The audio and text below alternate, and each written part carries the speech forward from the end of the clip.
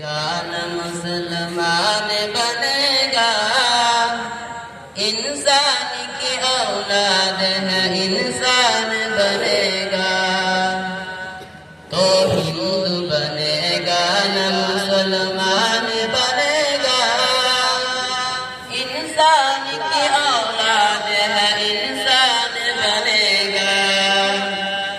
अच्छा है अभी तक तेरा कुछ काम नाम नहीं है, तुझको किसी मज़हब से कोई काम नहीं है।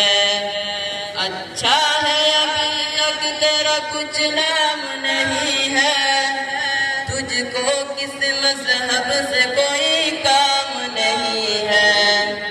जिसे इल्म इंसान का हक़ नहीं है,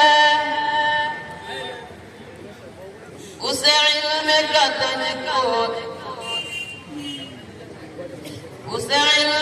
तुझ पर कोई